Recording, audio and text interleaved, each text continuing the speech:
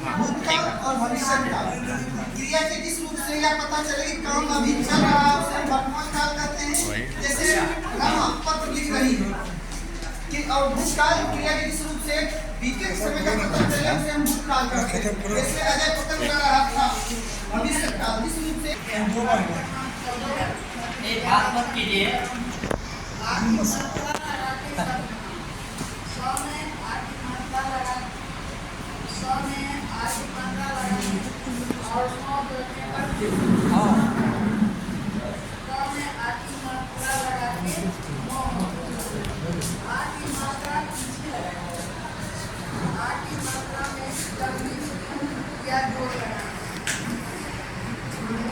हो गया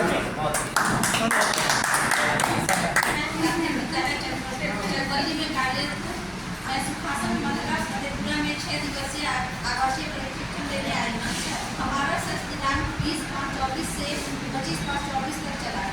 6 दिवसीय प्रशिक्षण के दौरान यहाँ के हर सेशन की पढ़ाई हमें अच्छा लगा। सबसे अच्छा कंप्यूटर क्लास लगा जिसमें बहुत सारी जानकारी कंप्यूटर के बारे में। यहाँ का साफ सफाई बहुत ही अच्छा था, कमरा भी बहुत अच्छा था, यहाँ का खाना भी बहुत ही अच्छा लगा, पानी की व्यवस्था भी बहुत ही अच्छी तरीके से की।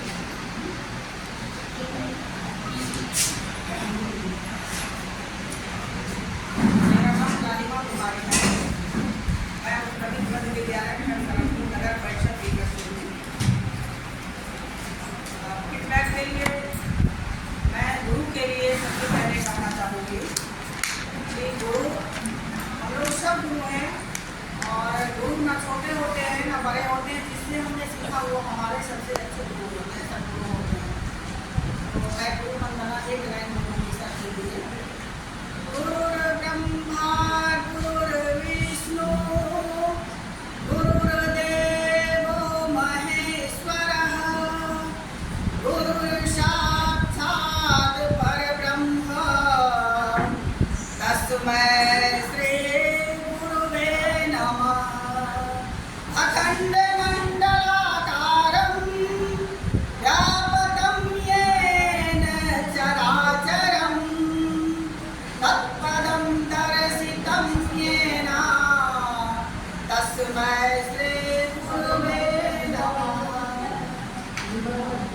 और इस धरती के लिए मधेपुरा की धरती के लिए भी जहाँ हम लोग भारत की भूमि में जन्म लेकर के धन्य धन्य हो जाते हैं, इस भूमि के लिए देवता भी तरसते हैं। ये आपके एक क्या कहते हैं पुराण में श्लोक है, उसको मैं आप लोग को सुनाना चाहूँगी। गायन्ति देवाः किन्गीतिकानि धन्यास्तु ते भारत भूमिभागे स्वर्गापवर्गा कस्मैः मार्गभूते भवन्ति भूयः पुरुषः इसमें देवताएं भी इस धरती पर जन्म लेने के लिए तरस खाते हैं, क्योंकि भारत की धरती एक ऐसी धरती है जहाँ से स्वर्ग का मोक्ष का रास्ता साफ हो जाता है व्यक्ति के लिए।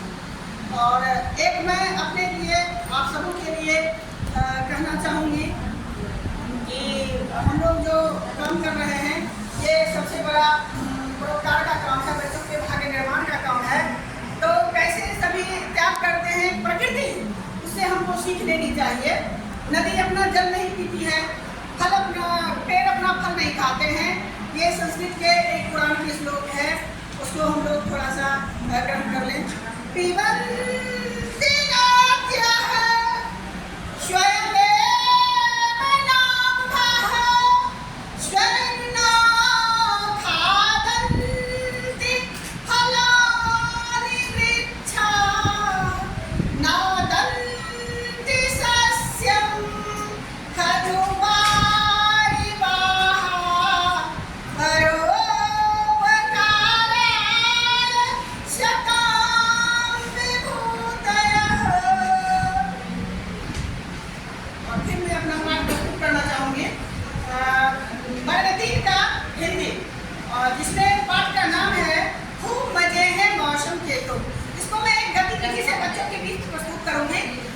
एक बच्चों का गोला बनाऊंगी और पर्ची बनाऊंगी जिसमें मौसम का नाम और उनसे रिलेटेड कपड़े या वगैरह, जैसे सर्दी दिखेंगे तो स्वेटर और गर्मी दिखेंगे तो उसमें कॉटन का कपड़ा हो, पंखे का हो।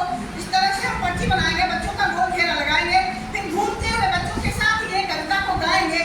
खूब मजे हैं मौसम के तो जो जी चाहे कर सकते हैं, जी चाहे तो सर्दी ना कर उन भी खूब जमा सकते हैं, जी चाहे तो फूल खिलाकर घर भी खूब सजा सकते हैं, जी चाहे तो पतझड़ लाकर घर घर रात सुना सकते हैं, जी चाहे तो गर्मी लाकर छुट्टी खूब मना सकते हैं, जी चाहे तो वर्षा लाकर फसलें खूब उगा सकते हैं।